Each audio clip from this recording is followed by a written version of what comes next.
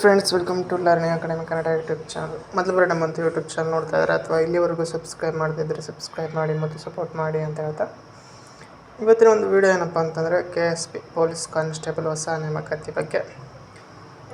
ನಿನ್ನೆ ಏನು ಮಾಡಿದ್ದೆ 2 ವಿಡಿಯೋ ಬದಲಾವಣೆಗಳಾಗಿವೆ. ಅದರಲ್ಲಿ ಇನ್ನೂ ಒಂದು ಸಹ ಬದಲಾವಣೆ ಆಗಿದೆ. ಒಂದು ನಿನ್ನೆ ಏನು ಬಿಡುಗಡೆ ಮಾಡಿದ್ದಾರೆ ಒಂದು PDF, ಅದರಲ್ಲಿ ಫುಲ್ ಡೀಟೇಲಾಗಿ ನೋಡ್ತಾ ಹೋದರೆ ಒಂದೊಂದು ಸಹ ನಿಮಗೆ ಗೊತ್ತಾಗುತ್ತೆ.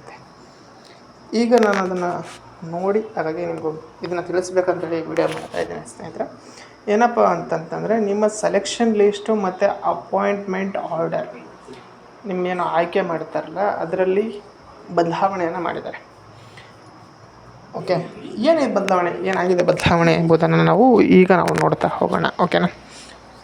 ಅದಕ್ಕಿಂತ ಮುಂಚೆವಾಗಿ ನೀವೇನಾದರೂ ಸಹ ನಮ್ಮದು ಚಾನಲ್ ಮೆಂಬರ್ಶಿಪ್ ತೊಗೊಂಡಿಲ್ಲ ಅಂತಂತಂದರೆ ಪ್ರತಿಯೊಬ್ಬರು ಸಹ ತೆಗೆದುಕೊಂಡು ಸಪೋರ್ಟ್ ಮಾಡಿರಿ. ನಿಮಗೆ ಅಲ್ಲಿ ತರಗತಿಗಳು ಸಹ ಇರುತ್ತವೆ.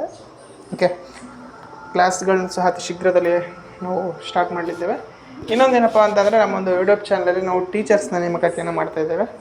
ಯಾರನ್ನ ಇಚ್ಛೆ ಇದ್ದವರು ಏನು ಮಾಡ್ಬೋದು ಅಂತಂತಂದರೆ, ಇಚ್ಛೆಯುಳ್ಳ ಪ್ರತಿಯೊಬ್ಬರು ಸಹ ಏನು ಮಾಡ್ಬೋದು ಅಂತಂತಂದರೆ, ನೀವು ನಮಗೆ ಇನ್ಸ್ಟಾಗ್ರಾಮಲ್ಲಿ ಮೆಸೇಜ್ ಮಾಡೋ ಮೂಲಕ ನೀವು ಈ ಒಂದು ಹುದ್ದೆಗಳಿಗೆ ಅಪ್ಲೈಯನ್ನು ಮಾಡ್ಬೋದು, ಟೀಚರ್ಸ್ ಮತ್ತು ವಿಡಿಯೋ ಕ್ರಿಯೇಟರ್ಸ್. ಓಕೆ, ಈಗ ನಾವು ವಿಡಿಯೋನ ಆರಂಭ ಮಾಡ್ತಾ ಹೋಗೋಣ ಸ್ನೇಹಿತರೆ.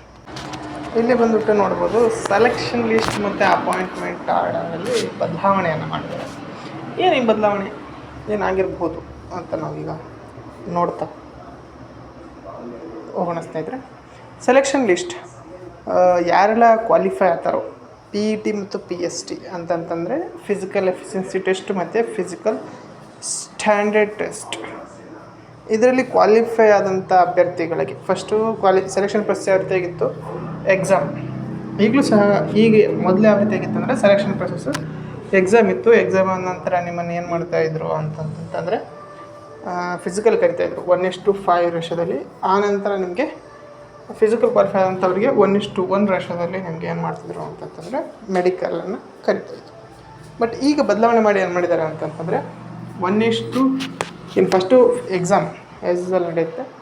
ಅದಾದ ನಂತರ 1:5 ಫಿಸಿಕಲ್ ಕರೀತಾರೆ ಸೇಮ್. 1:5 ಫಿಸಿಕಲ್ ಪಾಸ್ ಆದಂಥ ಅಭ್ಯರ್ಥಿಗಳಿಗೆ 1:1 ಬದಲಾಗಿ 1:2 ಲೀಸ್ಟನ್ನು ರೆಡಿ ಮಾಡ್ತಾರೆ. ಒಂದು ಹುದ್ದೆಗೆ ಇಬ್ಬರನ್ನಂತೆ ಆಯ್ಕೆ ಮಾಡಿ ಅವರನ್ನು ಏನು ಮಾಡ್ತಾರೆ ಅಂತಂತಂದರೆ ಮೆಡಿಕಲ್ಗೆ ಕರೀತಾರೆ. ಈ ಮೆಡಿಕಲ್ಲಿ ಕ್ವಾಲಿಫೈ ಆದಂಥವ್ರಿಗೆ ಅಂಕಗಳ ಆಧಾರದ ಮೇಲೆ ಸೆಲೆಕ್ಷನ್ನ ಮಾಡ್ತಾರೆ. ಇಲ್ಲಿ ಬದಲಾವಣೆ ಇದೇನಪ್ಪ ಅಂತಂದರೆ 1:1 ಬದಲಾಗಿ 1:2 ಮೆಡಿಕಲ್ಗೆ ಕ್ವಾಲಿಫೈ ಮಾಡೋದನ್ನು ಬದಲಾವಣೆಯನ್ನು ಮಾಡಿದ್ದಾರೆ ಸ್ನೇಹಿತರೆ.